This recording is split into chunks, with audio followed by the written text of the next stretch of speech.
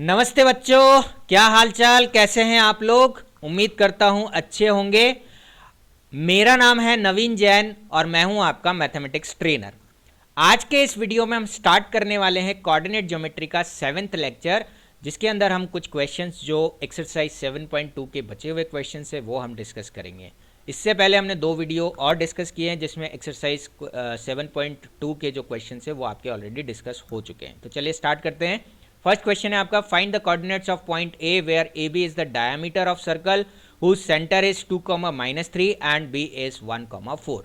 तो यहाँ पर हमें सेंटर के कोऑर्डिनेट दिए हुए हैं जो कि 2, -3 है। पॉइंट बी के कोऑर्डिनेट हमने कंसिडर कर लिए जो कि 1, 4 है, और ए के कोऑर्डिनेट हमें फाइंड आउट करने हैं। तो यहाँ पर सेंटर जो है वो लाइन सेगमेंट ए बी यानी कि डायमीटर ए बी का मिड पॉइंट होगा।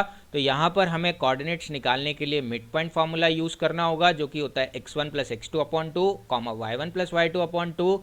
ए के कोऑर्डिनेट्स को हम x1 y1 अज्यूम करेंगे, बी के कोऑर्डिनेट्स को हम x2 y2 अज्यूम करेंगे, और x, y जो है वो सेंटर ओ के कोऑर्डिनेट होंगे।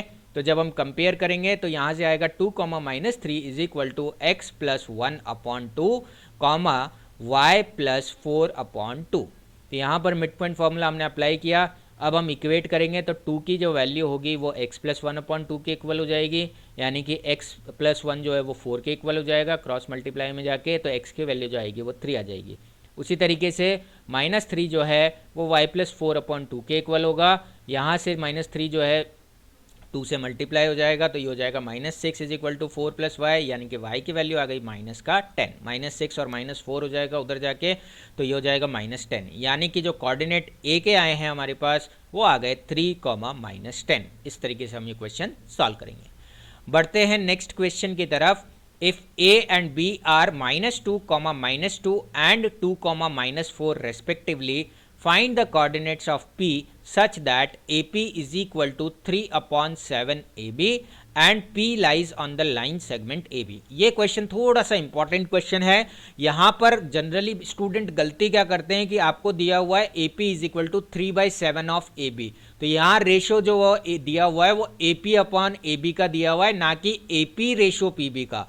और जो हमने पॉइंट ऑफ इंटरनल सेक्शन का फॉर्मूला डिस्कस किया था उसमें m1/m2 जो होता है वो AP/PB होता है, ना कि AP/AB। तो यहाँ जो रेशो 3/7 है वो AP/टोटल लेंथ जो AB है उसका दिया हुआ है। तो यहाँ 3/7 लेने की गलती नहीं करनी है। AP जो है वो 3 पार्ट्स को रिप्रेजेंट करेगा और AB जो है वो 7 पार्ट्स को रिप्रेजेंट करेगा। अब अगर हम ध्यान से देखें लाइन सेगमेंट AB को, तो वो 2 पार्ट से मिलकर बनी है, AP + PB से, और AP की जगह हम रख देंगे 3/7 ऑफ AB। तो यहाँ से हो जाएगा 3/7 of AB + PB is equal to AB, यानी कि PB जो आएगा वो आ जाएगा AB - 3/7 of AB, that is equal to 7AB - 3AB/7। 7 हम LCM ले लेंगे तो PB का जो वैल्यू आएगा वो आएगा 4/7 ऑफ AB। और जब आप AP/PB कैलकुलेट करोगे तो वो आ जाएगा 3/7 of AB upon 4/7 of AB, तो यहाँ से आ जाएगा 3/4।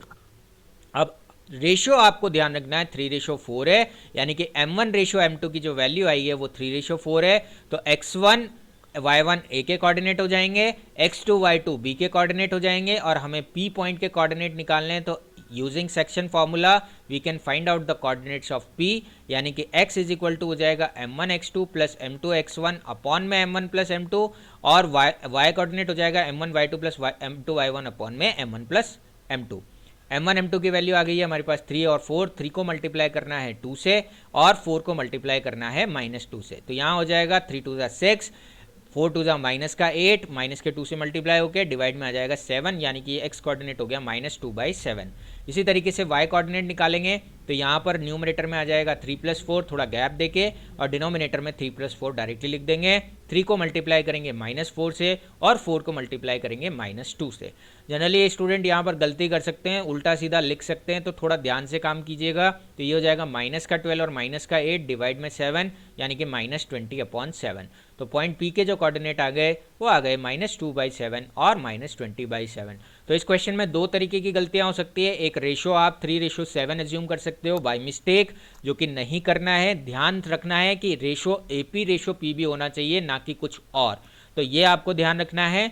दूसरा, प्लस माइनस की मिस्टेक हो सकती है जनरली। यहाँ पर एक्स कोऑर्डिनेट में देखो दोनों ही पॉइंट्स के जो एक्स कोऑर्डिनेट है वो वैल्यू में सेम है, केवल साइन चेंज है, एक जगह 2 है एक जगह -2 है। तो ये ध्यान रखना है, 3 के साथ प्लस का 2 मल्टीप्लाई होगा और 4 के साथ माइनस का 2 मल्टीप्लाई होगा। ये दो जगह हम मिस्टेक कर सकते हैं, इन चीज़ों का ध्यान रखना है। आगे बढ़ते हैं नेक्स्ट क्वेश्चन की तरफ। Find the coordinates of the point which divides the line segment joining a -2,2 and b 2,8 into 4 equal parts. अब हमें 4 इक्वल पार्ट्स में लाइन सेगमेंट ए बी को डिवाइड करना है और यहाँ पर 4 इक्वल पार्ट्स का मतलब हो गया हमारे पास 3 पॉइंट्स ऐसे आएंगे जो इसको 4 इक्वल पार्ट्स में डिवाइड करेंगे। मैंने वो 3 पॉइंट कंसिडर किए हैं P, Q और R।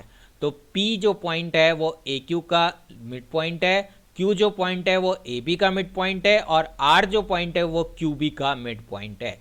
यानी कि लाइन सेगमेंट AP का जो लेंथ है वो PQ के इक्वल है, QR के इक्वल है और RB के भी इक्वल है। मतलब ये चारों लाइन सेगमेंट आपस में क्या है, इक्वल है। और हमें इन पॉइंट्स P, Q, R के क्या निकालने हैं, कोऑर्डिनेट्स निकालने हैं। तो हम यहाँ पर Q जो है सबसे पहले उसके कोऑर्डिनेट निकालेंगे जो कि AB का मिड पॉइंट है। तो देखो यहाँ पर अगर आप मिड पॉइंट से क्वेश्चन सॉल्व करोगे तो थोड़ा जल्दी भी होगा, अगर आप रेशो लगाने का कोशिश करोगे तो थोड़ा सा आपको टाइम कंज्यूमिंग हो जाएगा। तो यहाँ पर आप ध्यान रखना, मिड पॉइंट फार्मूला हमें यूज़ करना है। तो Q जो है वो AB का मिड पॉइंट है, तो सबसे पहले A के कोऑर्डिनेट को हम x1 y1 एज्यूम कर लेंगे, B के कोऑर्डिनेट को x2 y2 एज्यूम कर लेंगे और Q के कोऑर्डिनेट जो निकलेंगे मिड पॉइंट फार्मूला से वो हो जाएंगे -2 + 2 अपॉन में 2 और 2 + 8 अपॉन में 2।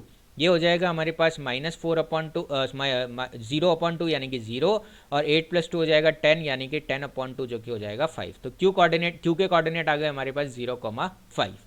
अब इसके बाद P के कोऑर्डिनेट हम निकाल लेंगे जो कि लाइन सेगमेंट AQ का मिड पॉइंट है। A के कोऑर्डिनेट हम ऑलरेडी निकाल चुके हैं, A के कोऑर्डिनेट ऑलरेडी गिवन है जिसको हम x1 y1 एज्यूम करेंगे और Q के कोऑर्डिनेट जो है वो हम निकाल चुके हैं जिसको हम x2 y2 एज्यूम करेंगे जब हम P के कोऑर्डिनेट्स निकाल रहे होंगे तब। तो यहाँ से P के जो कोऑर्डिनेट हो जाएंगे मिड पॉइंट फार्मूला से वो हो जाएगा -2 प्लस का 0 अपॉन में 2 और 2 + 5 अपॉन में 2। ये हो जाएगा -2 अपॉन में 2 हो जाएगा -1 और 2 + 5 हो जाएगा 7/2। तो पॉइंट P के जो कोऑर्डिनेट हो गए वो हो गए -1,7/2। उसके बाद पॉइंट R के कोऑर्डिनेट्स निकालने के लिए ये R जो पॉइंट है ये Q और B का मिड पॉइंट होगा। तो Q के कोऑर्डिनेट्स को x1 y1 एज्यूम करेंगे और B के कोऑर्डिनेट्स को x2 y2 एज्यूम करते हुए मिड पॉइंट फार्मूला अप्लाई करेंगे। तो R के जो कोऑर्डिनेट्स होंगे वो हो जाएंगे 0 + 2 अपॉन में 2 और 5 + 8 अपॉन में 2। तो 0 + 2 अपॉन में 2 का आएगा 1 और 8 + 5 हो जाएगा 13, तो 13/2। तो R के कोऑर्डिनेट आ गए हमारे पास 1,13/2। तो ये फास्ट मेथड होगा मिड पॉइंट फार्मूला यूज़ करना, जिसके थ्रू आप सीक्वेंस में सबसे पहले पॉइंट Q के हमने निकाले, फिर पॉइंट P के निकाले, फिर पॉइंट R के निकाले। Q जो है वो AB का मिड पॉइंट था, P जो है वो AQ का मिड पॉइंट था और R जो है वो QB का मिड पॉइंट है। इस तरीके से आप ये क्वेश्चन सॉल्व करेंगे। नेक्स्ट क्वेश्चन है हमारा 7.2 का last question. Find the area of the rhombus of if its vertices are 3,0, 4,5, -1,4 and -2, -1 taken in order। और हिंट दे रखा है आपको, एरिया ऑफ रोम्बस जो है वो प्रोडक्ट ऑफ डायगनल्स का हाफ होता है। तो यहाँ से आपको ध्यान रखना है प्रोडक्ट ऑफ डायगनल्स जो है उनका हाफ आपका एरिया ऑफ रोम्बस होता है। 4 कोऑर्डिनेट्स हमें दिए हुए हैं P, Q, R, S के कोऑर्डिनेट। तो यहाँ पर हम डिस्टेंस निकालेंगे, यहाँ पर सेक्शन फार्मूला यूज़ नहीं होगा, डिस्टेंस फार्मूला यूज़ होगा। तो सबसे पहले हम डायगनल पी आर की वैल्यू निकाल लेंगे। तो P के कोऑर्डिनेट को x1 y1 एज्यूम करेंगे, R के कोऑर्डिनेट को x2 y2 एज्यूम करेंगे। तो डायगनल पी आर की जो लेंथ होगी वो हो जाएगी -1 - 3 whole square plus 4 - 0 whole square, यानी कि ये हो जाएगा -4 whole square plus 4 whole square, यानी कि 16 + 16 जो कि हो जाएगा √32, या इसे हम लिख सकते हैं 4√2। तो ये D1 की वैल्यू आ गई 4√2। ठीक इसी तरीके से हम डायगनल D2 की वैल्यू निकालेंगे, यानी कि लेंथ ऑफ डायगनल D2 निकालेंगे। उसके लिए Q के कोऑर्डिनेट को x1 y1 और S के कोऑर्डिनेट को x2 y2 एज्यूम करेंगे। तो यहाँ से डायगनल QS का जो लेंथ आएगा वो आ जाएगा -2 - 4 whole square plus -1 - 5 whole square. तो ये हो जाएगा -6 होल स्क्वायर -6 होल स्क्वायर, यानी कि ये हो जाएगा √36 प्लस √36 यानी कि √72, या इसे हम लिख सकते हैं 6√2। अब हमें पता है एरिया ऑफ रोम्बस जो है वो half of product of its diagonal होता है, यानी कि एरिया ए का जो वैल्यू आएगा वो आ जाएगा 1/2 इंटू 4√2 मल्टीप्लाइड बाय 6√2, जो कि D1 और D2 की वैल्यूज़ है। यहाँ ये हो जाएगा हमारे पास 2 से 4 जो है वो 2 टाइम्स कट जाएगा, और 2 6 √2 और √2 को जब हम मल्टीप्लाई करेंगे तो आ जाएगा हमारे पास 24 square unit. So area of rhombus PQRS जो है वो 24 स्क्वायर यूनिट होगा। हालांकि इस क्वेश्चन में सेक्शन फार्मूला का कहीं पर भी यूज़ नहीं है, और इसमें जो हमने फार्मूला यूज़ किया है वो डिस्टेंस फार्मूला यूज़ किया है। आई होप आपको ये एक्सरसाइज 7.2 के जितने क्वेश्चंस थे ये सब क्लियर हो गए होंगे। Thank you so much for watching the video. Have a great day.